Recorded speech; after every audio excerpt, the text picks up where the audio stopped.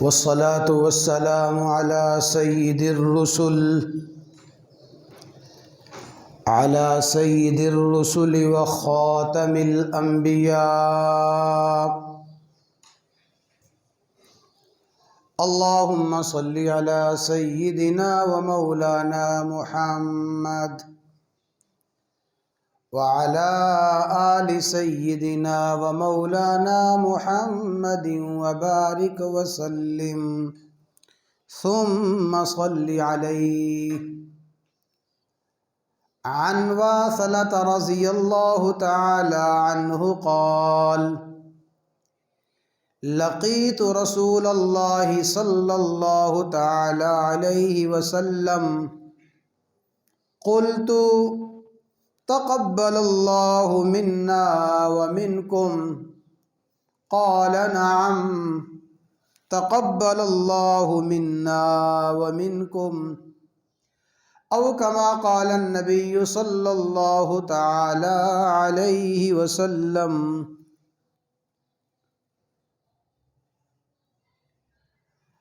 اللہ تبارک و تعالی نے بے حد فضل و کرم فرمایا، احسان فرمایا. اللہ تعالی نے خاص مہربانی اور کرم فرمایا کہ امت مسلمہ کو رمضان المبارک کا مہینہ نصیب ہوا. رمضان المبارک میں خوش قسمت خوش نصیب مسلمانوں نے عبادات کی کثرت کی،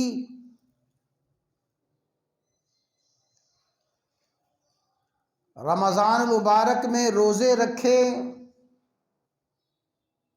قرآن کریم کی تلاوت ہوئی، رات کو قیام ہوا، صدقہ و خیرات، ذکر اذکار اور دیگر عبادات کی اللہ تعالیٰ نے توفیق عطا فرمائی.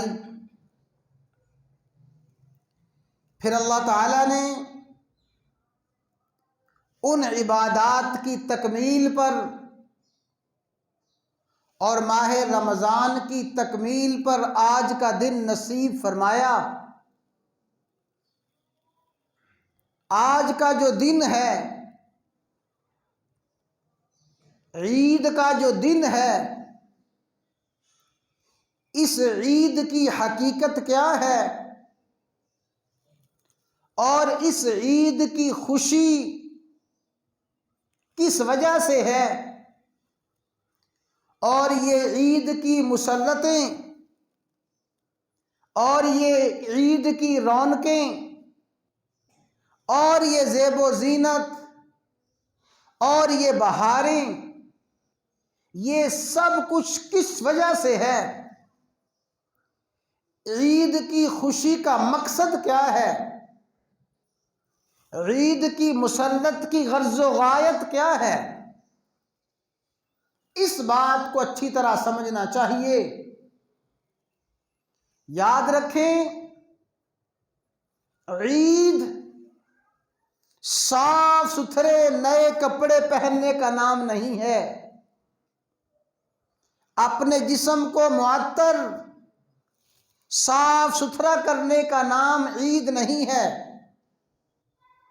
گلے لگ کے ملنا، عید مبارک کہنا، یہ اصل عید نہیں ہے. عید کیا ہے اور عید کس کی ہے اور عید کی خوشی کس کے لیے ہے اور اصل عید کی خوشی منانے کا حق کس کو ہے؟ جو حدیث مبارکہ میں نے پڑھی، اس حدیث میں عید کی خوشی کی غرض و غایت اور عید کی رونق اور مسرت کی غرض و غایت بیان فرمائی گئی. عظیم صحابی ہیں حضرت واصلہ رضی اللہ تعالی عنہ، حضرت واصلہ فرماتے ہیں کہ میں رسول اللہ صلی اللہ علیہ وسلم کے ساتھ عید کے دن ملا۔ میرا جب آمنا سامنا ہوا، رسول اللہ صلی اللہ علیہ وسلم کے چہرہ اقدس پہ میری نظر پڑی، میں نے آپ کا دیدار کیا تو میں نے دیدار کرتے ہی عرض کیا تقبل اللہ منا ومنکم، تقبل اللہ منا ومنکم۔ یا رسول اللہ صلی اللہ علیہ وسلم، اللہ تعالیٰ آپ کے اعمال کو بھی اور ہمارے اعمال کو بھی قبول فرمائے۔ یعنی اس رمضان کے مہینے میں جو ہم نے اعمال کیے، روزوں کی شکل میں، تلاوت کی شکل میں، قیام کی شکل میں، ذکر اذکار کی شکل میں جو کچھ ہم نے کیا، تقبل اللہ منا ومنکم، یا رسول اللہ، اللہ تعالی ہمارے اعمال کو قبول فرمائے، اللہ تعالی آپ کے بھی اعمال کو قبول فرمائے۔ جب میں نے یہ عرض کیا تو رسول اللہ صلی اللہ علیہ وسلم نے اس کا جواب ارشاد فرمایا اور فرمایا نعم نعم، ہاں ہاں تم صحیح کہہ رہے ہو۔ اور پھر آپ نے جواب میں یہی جملہ ارشاد فرمایا تقبل اللہ منا ومنکم، اللہ تعالیٰ تمہارے اعمال کو قبول فرمائے، اللہ تعالیٰ ہمارے اعمال کو قبول فرمائے۔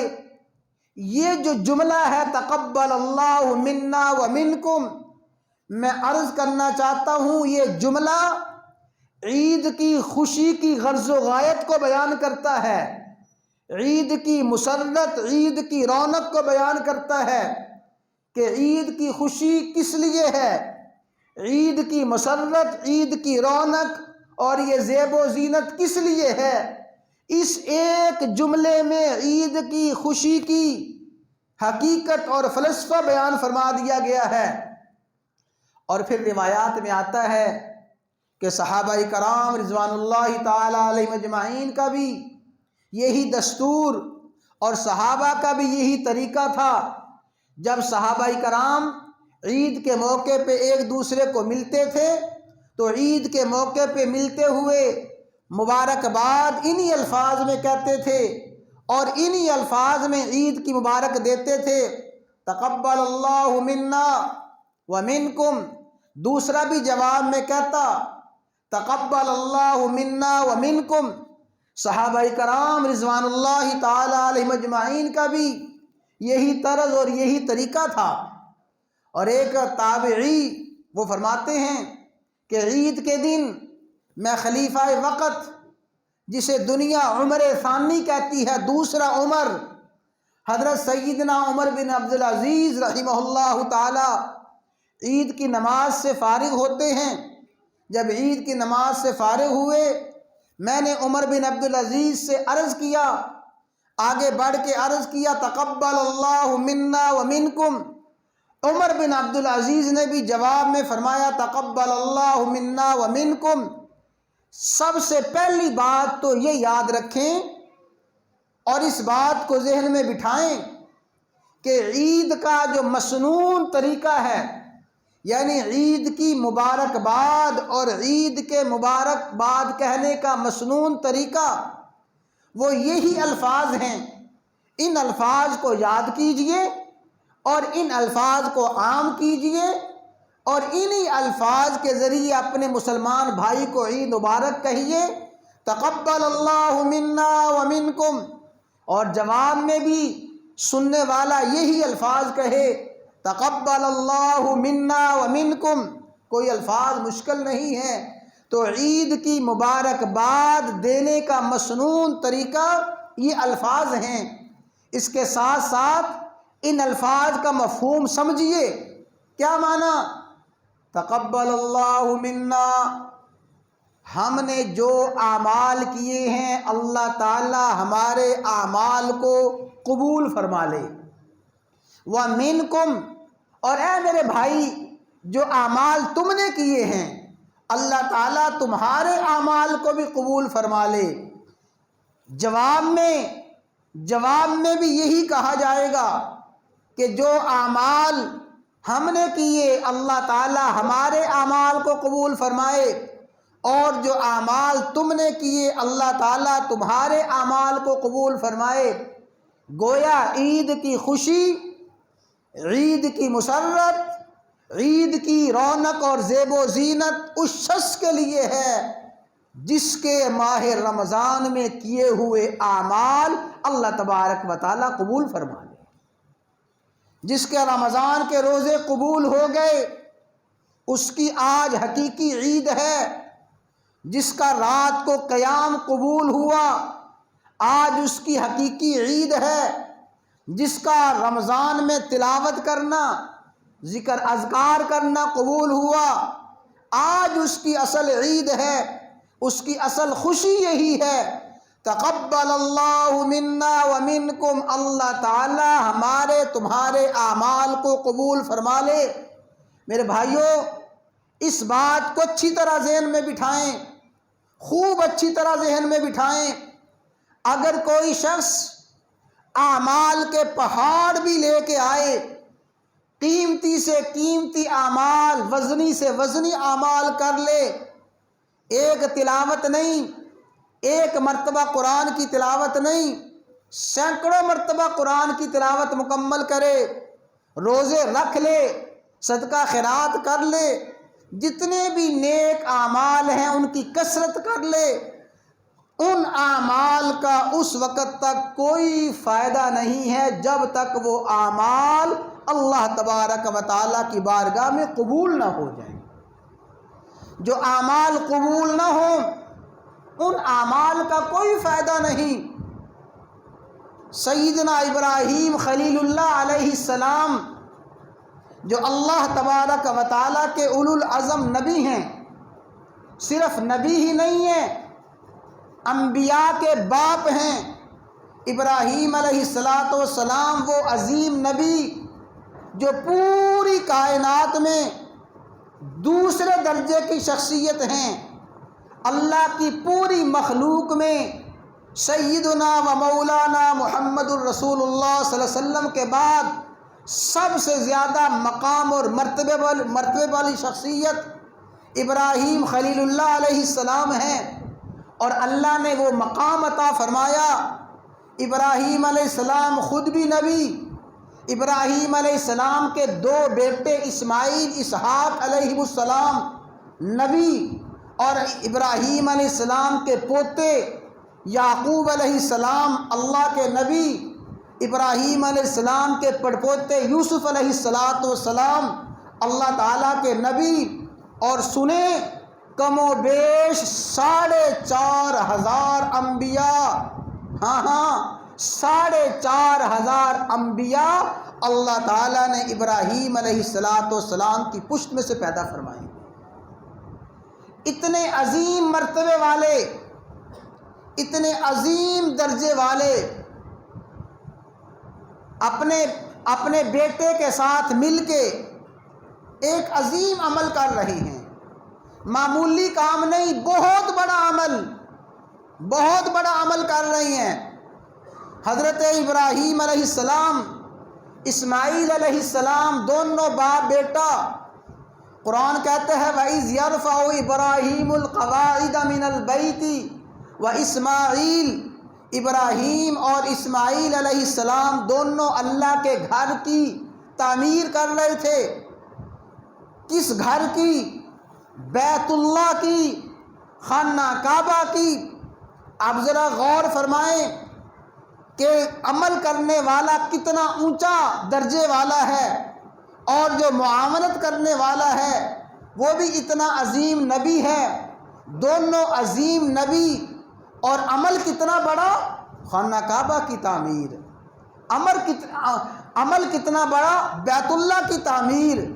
اس عمل کے باوجود جو سب سے پہلے دعا فرمائی، ربنا تقبل منا ربنا تقبل منا، اے ہمارے رب ہمارے اس عمل کو قبول فرما لے، بیت اللہ کی تعمیر کو قبول فرما لے، ہمارے اس عمل کو قبول فرما لے۔